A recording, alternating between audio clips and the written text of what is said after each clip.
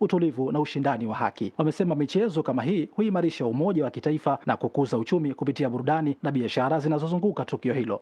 Lakini kutokana na mwenendo wa timu yangu sasa hivi sitaki kuficha ukweli, sina matumaini ya kuweza kupata ushindi na sina matumaini kutokana na mwenendo wa timu yangu, kwa sababu hata namna gani timu inavyocheza sasa hivi bado sijaridhika, kwa sababu Simba ambayo ninayoijua mimi sio Simba ambayo tuliokuwa nayo sasa hivi. Viongozi wanajitahidi kubadilisha wachezaji siku hadi siku, kitu ambacho ninachokiomba tu kwamba timu yetu ina vijana wengi, tuwape muda.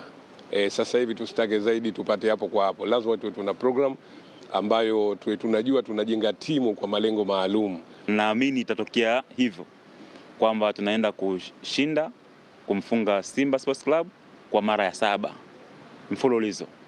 Na hili nazungumza hivyo sio kwa sababu nazungumza tu kwa sababu ni Simba na Yanga, hapana. Naangalia uzito au ubora wa kikosi ambacho kipo cha Simba, lakini na ubora wa kikosi chetu sisi cha Yanga. Kwa hiyo naamini kwa kikosi tulicho nacho hivi sasa, naamini kwamba tunakwenda kushinda kwa mara ya 7 mfululizo. Mimi ni mwananchi, kwa hivyo nayo timu naipenda. Kwa vile mimi ni mwananchi wa Tanzania, sitaki kusema mengi, lakini najua kwamba wewe ni mwananchi, basi utakuwa una timu yako kama mwananchi.